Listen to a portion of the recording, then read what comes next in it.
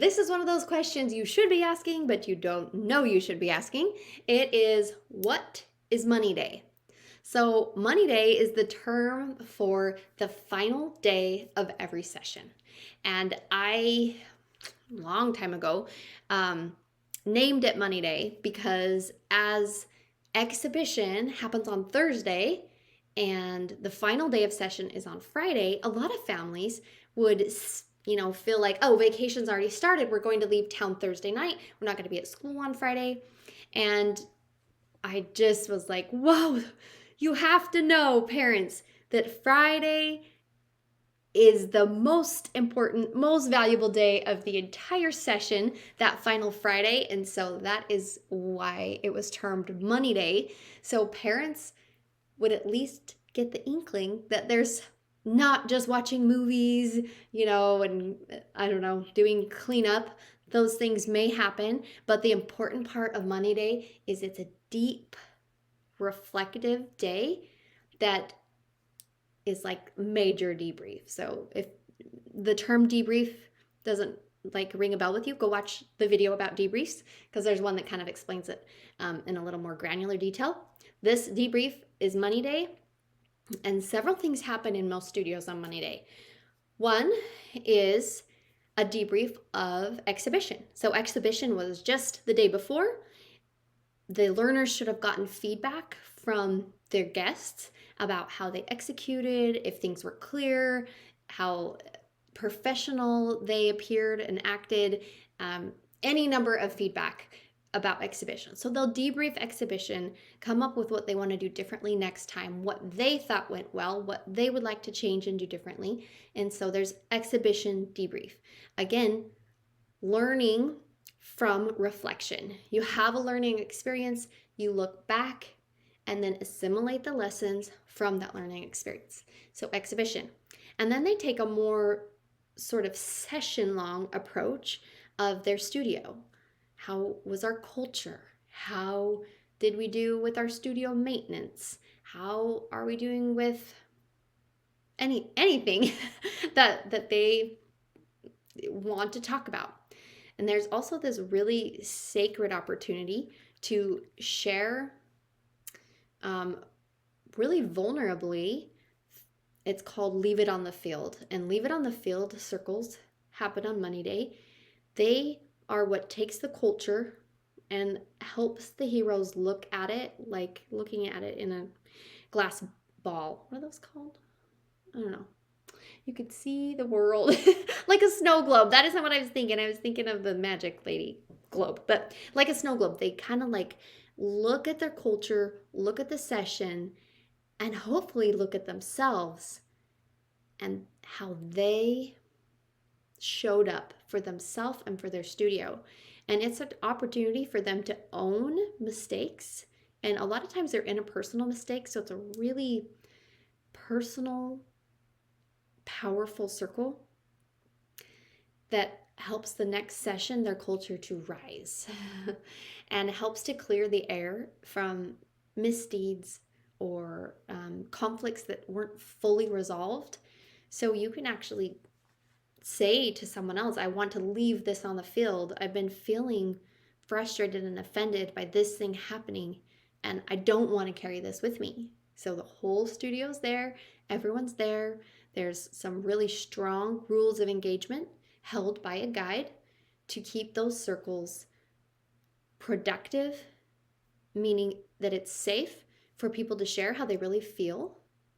It's expected that everyone hears that and can respond as long as we're respectful and moving forward. The point being that we grow together. We leave things on the field. We recommit to the kind of person and studio and culture that we want to build. And then we come back after a week off, refreshed and ready with some clearing out and letting go and moving forward. So leave it on the field. It takes some practice and it takes some sessions of doing it, sometimes before it is really meaningful. And sometimes it is really meaningful and then it isn't, and it isn't. It is and it isn't. But it's an opportunity to clear the air and really be in an honest place with each other. And that's pretty incredible. Like, what kinds of environments allow for that to happen? Well, hopefully in our families that happens. Sometimes it's not planned, it's more organic, and we just lose it on our family and then talk things through and come back together. Hopefully in our families we also have some deliberate kinds of councils or coming together, and that is something that we encourage our families to do, and as part of our parent expectations is to do that. But having a designated time where these raw feelings are welcome and honored is such a healing and beautiful practice that happens in the studios. On Money Day, you cannot pay enough money in this whole wide world for the value that your child will get for these kinds of experiences. This is where their character is forged. It's where they realize the chinks in their character armor. It's where they realize, actually, I am contributing. Like, the heroes give character call outs and compliment each other for the areas they are contributing.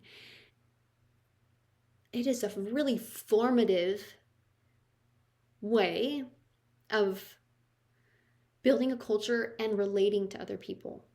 And there just aren't very many places or opportunities where this deliberately happens to develop the skills that happen. So what else happens on Money Day? Hopefully a deep studio clean out. They kind of, again, reset, take their learning projects home from that session. There's always such random things.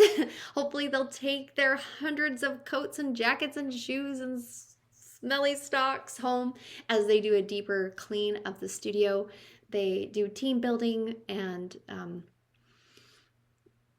fun games together. And sometimes they will have a kind of party experience plan. There's a party planning committee in every studio, or a traditions committee, and so sometimes that will happen on that day, but it is usually an earned experience, and or after they've done their studio maintenance and their other Money Day tasks. Now, one other part of Money Day, depending on what studio, the older studios, sometimes they are really, really working to get their badges done. Most of our older studios now have it figured out to where they complete their badges earlier in the week so that they're not going crazy on Friday trying to get everything turned in. It's almost like an end of a semester in college every 6 weeks. So sometimes they're just doing a lot of work, and that's great too.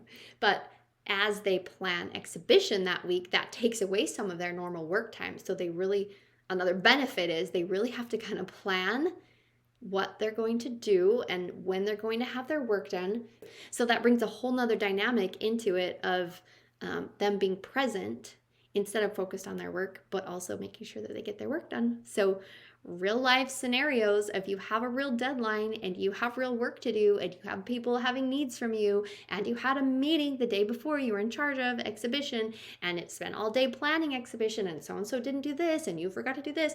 Like, this is just real life shoved into 2 days of, a week really, of exhibition planning, exhibition execution, and then the debrief and Money Day. It's like the best training I can even fathom for all of us, for our children, for life. So I'm sorry if you're a parent, we missed our chance to go to Acton, but that doesn't mean that your child can't attend Acton. So join us for an introduction meeting or sign your child up for a visit day. That is one of the best ways to find out if this crazy, real life, incredible learning environment is for you.